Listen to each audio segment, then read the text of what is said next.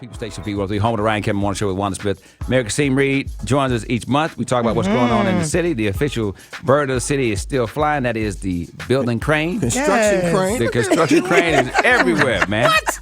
I told everywhere. You. Oh, here it comes. Wait for it. All we need is a peach. You know what somebody said yesterday in the office I thought was so funny? I think it was Johnny and I. We were talking about, this is Atlanta, known for the peach. You know, we've never seen a peach tree in Georgia. Right. Johnny's like, can we get a peach tree? Okay, well, let me work on that. You got 26 of them. Let me work on that. You got 27 peach trees. A real peach tree. Oh, we don't need all that. We got to build. We had to tear them down. We had to build a new high rise. Yeah. the mayor's in the studio. Two things have happened. He's thinking about peaches hanging out. No, I'm thinking about Ryan getting his coat and walking out of the studio with that little bag that holds his computer. Y'all don't know the magic we want to talk. First of all, the B word. Yeah, what's that? The bully. Oh yeah. Caesar Mitchell called you a bully. Man, would another dude say that about another dude? I mean, wait a minute. When's the last time? Look, I'm about to get my purse and get the hell out of here. When's the last time you and another man was having a disagreement? And you said, you know what, buddy, you're a bully. You're not going to bully me, buddy. It doesn't matter if I'm wrong and I took an oath to uphold the office and I've taken a position that's completely against the interests of the city. Right. I offered to write a $13.8 million check. Buddy, you're a bully. Come on, man, stop that. This was a legitimate disagreement on policy. The bottom line is we're trying to resolve a complex dispute around these payments related to the school system. Okay. There are millions of dollars that are in dispute, and we're trying to get to a close. Right. So stop doing political stunts. You know, like I'm pretty good at politics. That's why I'm mayor and he's not. So I just didn't appreciate it. And he got it in the paper and wrote an op-ed piece, and we've been working very, very hard at this. And so I didn't appreciate it, and I responded. So, it's true that y'all don't laugh at the same joke. No, we don't. Okay. I can't believe No, we don't. that. But the point I'm making is that we're trying to resolve this issue for the children. Mm-hmm. But, you know, when the accreditation for APS was on the line, Ryan, you had me on this show. Right. Nobody worked harder than me to keep the accreditation, when our children's accreditation, so whether they could go to college from an accredited school, was on the line. Mm-hmm. I was the one who was in all those rooms. Caesar Mitchell was nowhere to be found. Check the record. And so to get and write an op-ed piece while we're trying to solve a complex problem, I didn't appreciate it. So I made my position known, and he got on television and made his position known. And so we just gonna keep going and going. I do this for a living, man. And when it comes to real policy that relates to a $2.4 billion project and the education of 50,000 young people, I am the leader of the city, and I'm gonna call the shots. Now, if you want to be on the school board, run for the school board. Okay. If you want to be mayor, run for mayor and beat me. He did that already. I beat him. That's why I have the job. Now, I'm trying to kick the new year off in a positive light with a lot of love. Right. Right? I met with him privately a week before that. About a week ago. On a range of issues, trying to work cooperatively. Mm-hmm. And then while I'm at home over the holidays, I would look up and see an op-ed piece in some blog somewhere. And this is after the meeting. This is after we had met privately. Right. And so, Ryan, you know this business. Now, we were meeting privately the week before, working cooperatively on something that's very important to him. So why on Saturday do I open up and have people texting me about writing a check for $13.8 million to resolve a dispute with APS? That's a genuine dispute. So don't question my love for kids in the city of Atlanta. I put things on the line when the accreditation was at risk. We're trying to solve the beltline dispute. But don't take a position that violates your fiduciary duty to the city of Atlanta. Ryan, when I leave the country, I sign a letter and he becomes the CEO of the city of Atlanta. I can't even leave the country now because I might come home and he might have written a check for $13.8 million to settle the case. So this is real talk. And all I'm saying is if you want to communicate with me privately, we can do that. But if you want to communicate with me on a blog, I can communicate too. And so I'm prepared to work cooperatively or I'm prepared to do it the other way.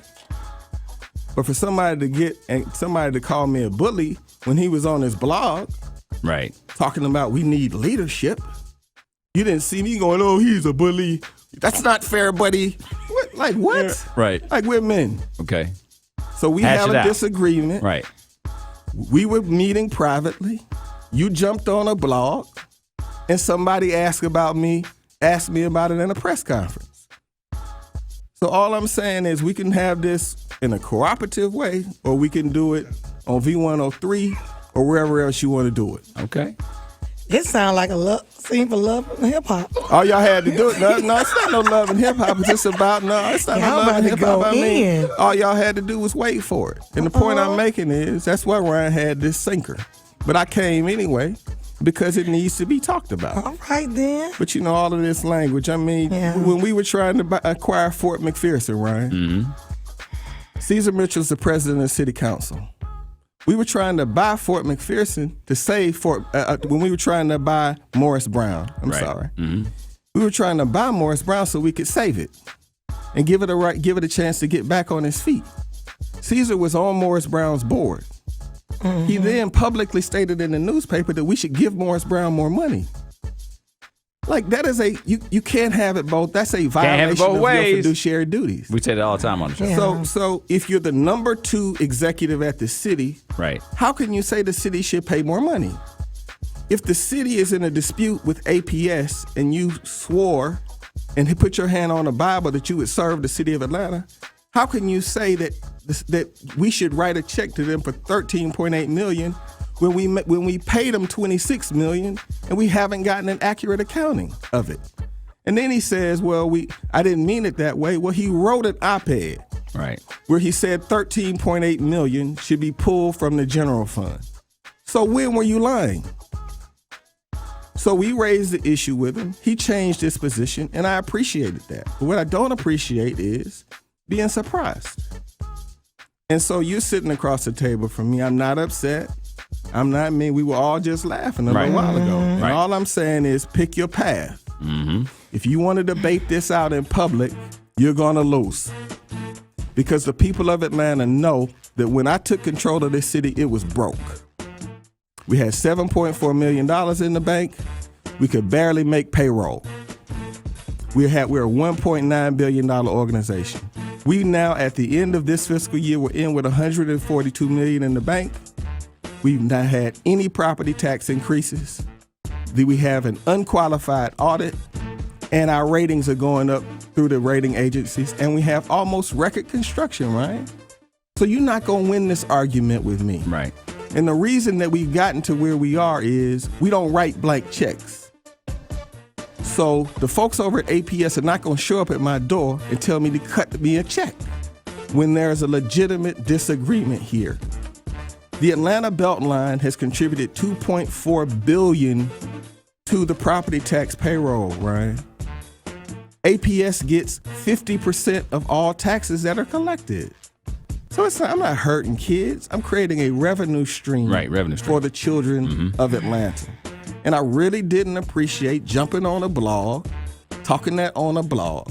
Right. And so if he wants to talk to me on V or whatever television show, I'll have the conversation because I know what happens when the public hears the facts. Okay. You cannot dispute the record we have on finances in the city of Atlanta. And I definitely am going to get a record that I won't play today. What you want to hear, boo? In the city, and when we got to come back because, I mean, with the city. I need a Future record today. How many? You need Future? I need Future today. You need Future today? Yeah. You got it in the request. system. Yeah. What are we at now, population-wise? We over 6? No. We're about 440. Yeah. But we're adding population faster than we've added. So in I mean, 15, with that years. many people, I know. When you make the move like you did with the fire chief because of this book, yeah. What's your timetable on? I mean, the fire department needs a chief. The fire department has a terrific chief, Joel Baker. He was my interim chief. He did an amazing job. We have the highest ISO rating we've ever had. The fire department is going to operate flawlessly, right? We've got very competent people there. Let's be real clear, man. This issue related to the fire chief is all about judgment. Nobody who's at a job right now would write a book. I had to be quiet for 30 days and get emails and phone calls and listen to all this foolishness, have my faith in God questioned. Right?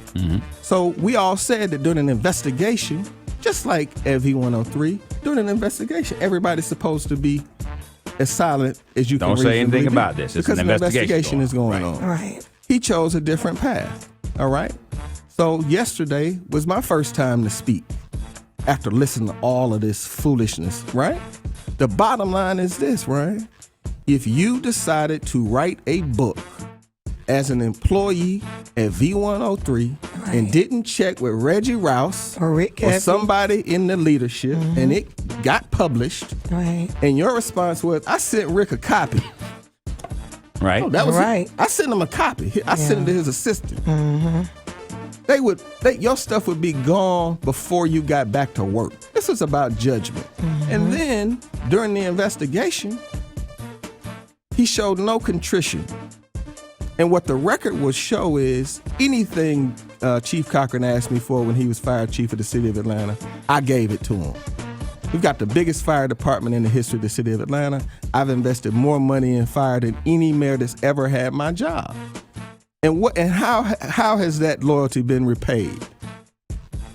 By on my first Christmas with my daughter, getting hundreds of emails at my job, calling me the Antichrist, a Muslim, having people ring my phone at my house.